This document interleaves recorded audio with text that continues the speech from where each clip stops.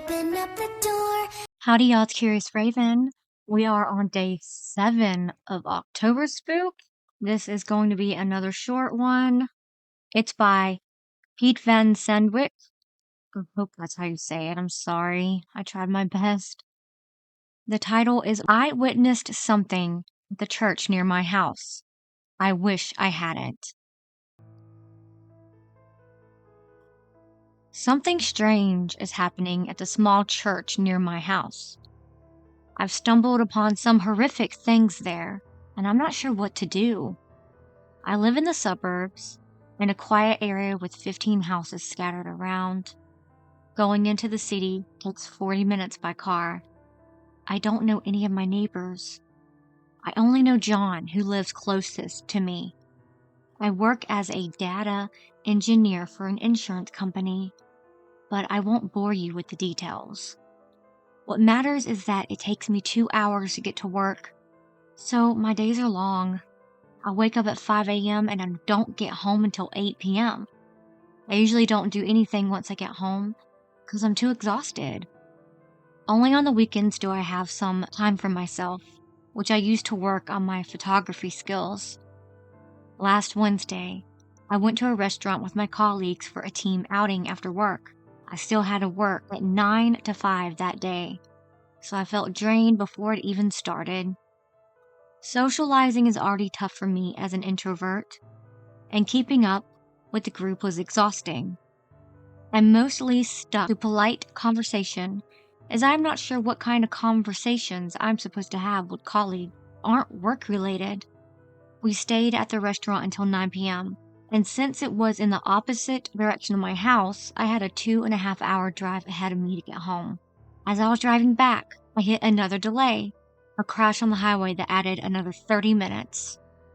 I was frustrated, knowing I'd barely have any time to rest before the next workday. It was nearly 11 p.m. when I finally got onto the quiet suburban roads near my house. It was pitch black, and even with my headlights on, I had to be extra careful because wildlife could jump out at any moment.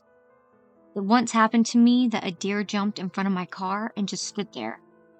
I barely managed to stop in time, but ever since then, I've been extra careful.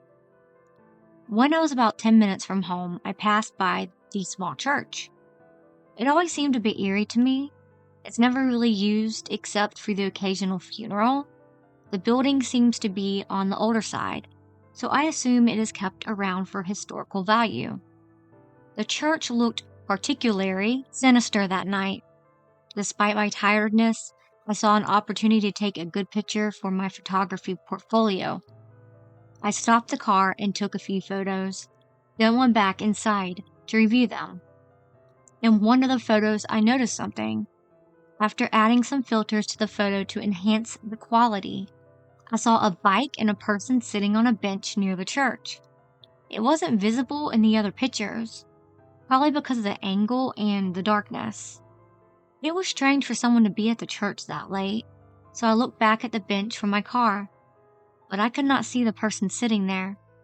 Curiosity got the better of me, so I decided to check it out. I got out of the car and walked towards the church. The bike was still there, but there was no sign of the person. Then I heard a noise coming from inside the church. Why would someone be inside at this hour? Looking back, my tiredness had clouded my judgment as I decided to investigate. I moved further in, hoping to hear what they were saying. I found myself in a small hallway that led me to a room I had seen earlier, and another door that opened to the main hall. The chanting was coming from there. I peeked inside, and what I saw made my stomach turn. 6 people were standing in a circle, chanting in front of the altar. I recognized one of them as my neighbor John. He's always been a down-to-earth guy. I could not find a reasonable explanation for why I found him in a situation like this. In the middle of the circle was a young girl, tied up with a piece of cloth in her mouth, presumably to stop her from screaming.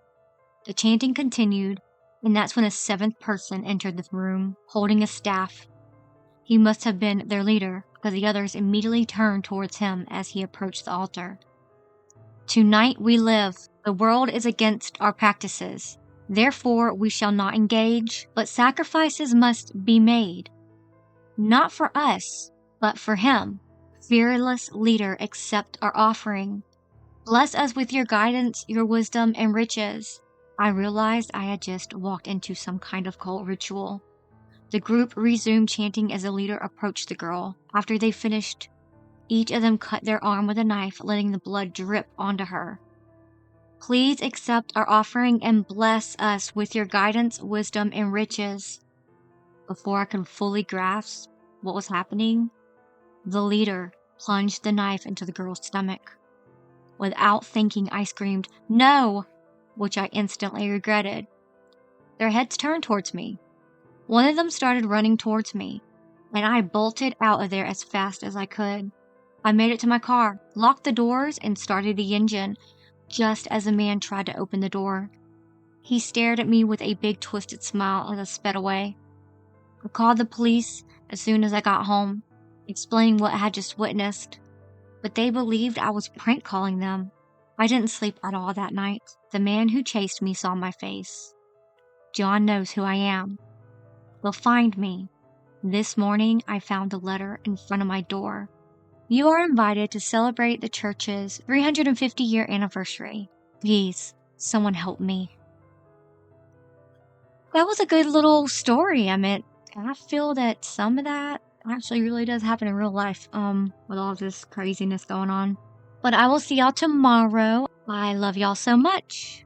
But until then, remember, it's scary out there. Please like and subscribe.